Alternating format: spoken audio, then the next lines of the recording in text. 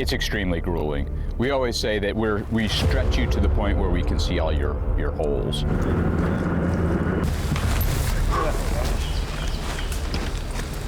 Point of fire there! Give me rapid! The Joint Readiness Training Center rotation is like a cricket bat in the face over and over again.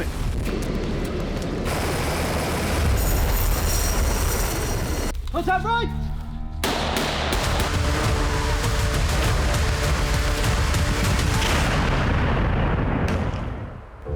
I'm Sian Grzeszczyk, and I'm joining the Welsh Cavalry as they spend 12 days in what's known as the Box, a feared training area that's been used to test troops to their limits for decades.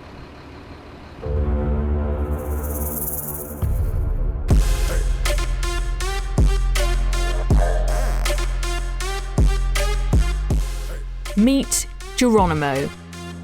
I think we are considered the most hated unit in the United States Army, and I think our soldiers really take a lot of pride in being the most despised unit that's out there. Geronimo. So I have a lot of respect for Geronimo. I'm fighting somebody that has a ton of repetitions fighting here in this terrain that is going to absolutely give us every problem that we will likely encounter in combat. They are effectively professional baddies. They're based at this training area and know every inch of it like the backs of their hands. Their mission is to give the visiting soldiers hell. At the heart and soul of that is act in a way today that will force your adversary or your opponent to really have to deal with a lot of problems simultaneously.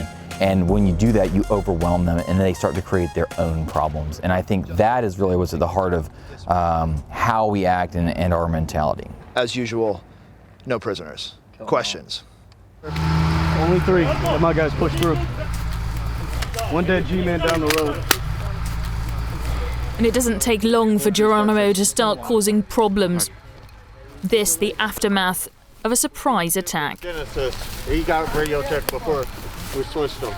So, get guns facing that way, push these guys across the road, and then you can bring those guys in back. Within my battalion, there are about 627 soldiers assigned. For rotation, I also receive about an additional 400 augmentee soldiers who just arrive just for the purpose of helping out for 1 month, and then they leave. In comparison, typically there are about 5,000 soldiers on average that will come here to train against us and fight us. So in terms of like overmatch, certainly we are the underdog, but that also plays into our favor in terms of why we're so hated is because we like playing as the guy who's operating against all odds. Say during the day we do weapons maintenance and kind of rest because we mainly fight at night. So during the daytime we'll tend to do probe attacks sometimes, like make sure how their defenses are, their security, and then nighttime is normally when we hit them hard. If you could sneak up on somebody when they're sleeping and you kill them, you just tell them go back to bed. Sleep. It's like one of the thirds, like okay, and roll over. Yeah, just keep it like, all right, I'm dead, and then just go back to sleep. The enemy that we're up against, this is their full-time job, so they do this day in and day out, and it's going to be a pretty big hassle for us. They also have off-the-shelf drones that they utilize to locate and target, and they have Nerf droplets that they drop to simulate grenades.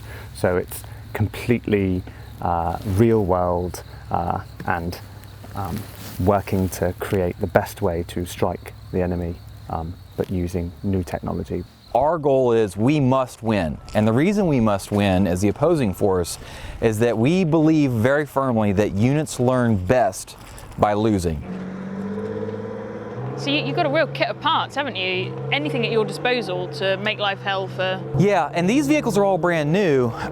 So one of the things that will kind of change about these is right now they just look like a plain pickup truck, but we also will mount police lights on them, ambulance lights, the orange flashing like construction worker or electric company, and so we can go out there and pretend to just be fixing a light pole and doing nothing, but we're actually utilizing that as an opportunity to maybe infiltrate a Wi-Fi network or just observe and report on activity that's in that area.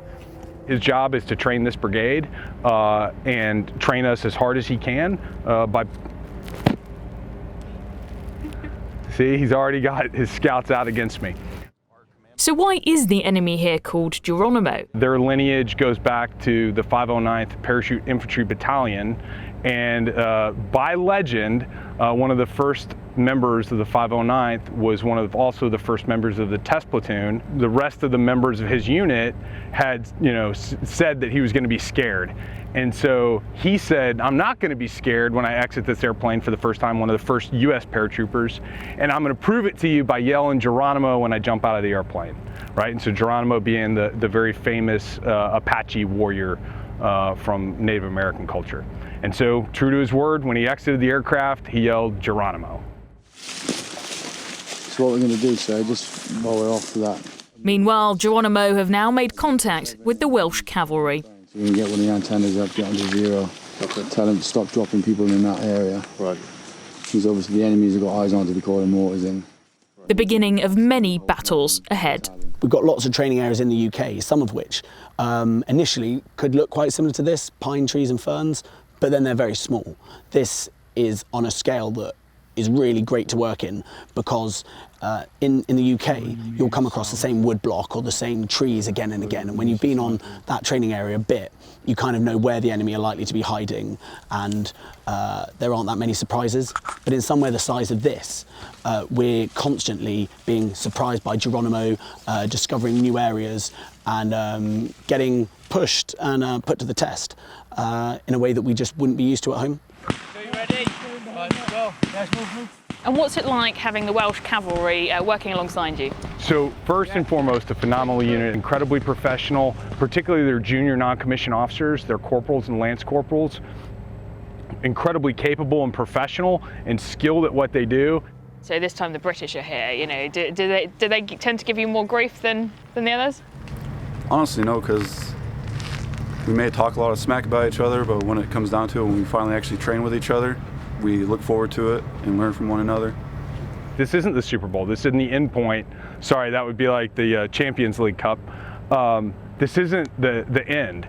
This is just a point on our way to being ready. And ultimately, we hope we don't have to compete in that really final event, real combat. And so this is meant to push us really beyond our limits to prepare us for that eventuality. What's your message to the Welsh cavalry?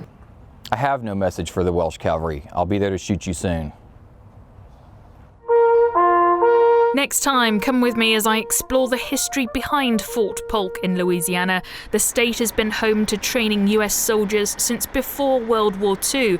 And a big exclusive with the head of Forces Command, 4-star General Garrett, talks about the importance of the defence relationship between the United States and the UK.